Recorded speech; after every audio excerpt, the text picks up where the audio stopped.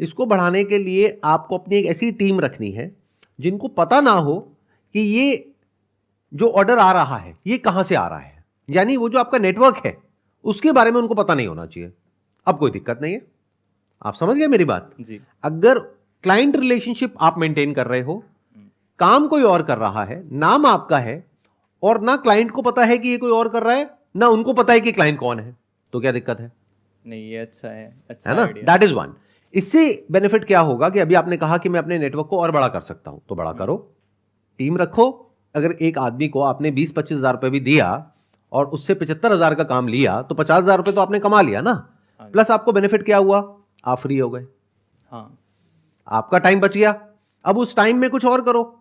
अब क्या कर सकते हो, देखो जी। दो काम करने हैं, एक है श्योर शॉट जो पक्का चलेगा, एक है जिसमें थोड़ी सी गड़बड़ होने के चांसेस है। वो श्योर शॉट क्या है, जो आप अभी तक करते आए हो पिछले 4-5 साल से, यानी ये मोबाइल में जो सॉफ्टवेयर के इश्यूज आते हैं उसको रिमोटली आप फिक्स करते हो, इस काम को आप बढ़ाओ जितना बढ़ा सकते हो, इसको बढ़ाओ। और इसको आप अकेले तो नहीं बढ़ा सकते, तो टीम रखो। टीम को मैनेज करने के लिए अगर सॉफ्टवेयर बनवाना पड़े तो बनवा लो।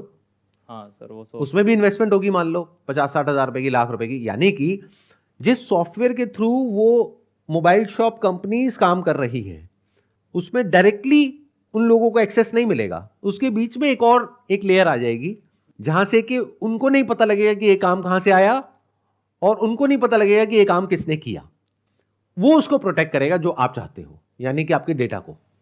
जी, ऐसा हो तो फिर मैं हायर ही कर लो, बहुत लोग हायर कर लो, बहुत बड़ी कंपनी बना तो लो। यही करो, तो ऐसा एक सॉफ्टवेयर बनवा लो।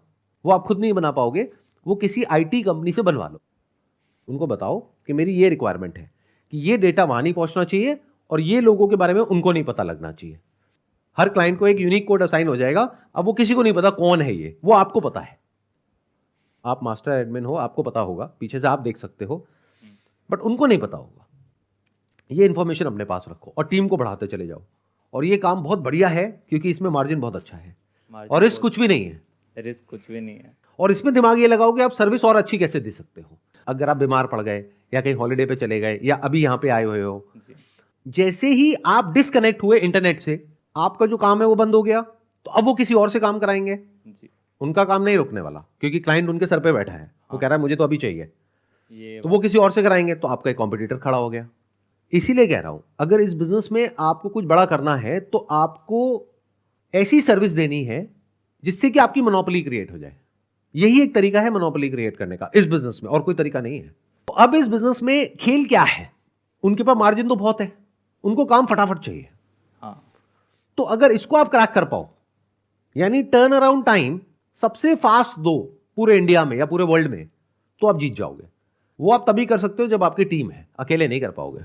बिल्कुल नहीं कर पाऊंगा, ये मैं जानता हूं। तो अगर आप किसी तरीके से अपनी टीम बनाओ और जो टर्न अराउंड टाइम है सिर्फ उस पर फोकस करो, बाकी सब भूल जाओ।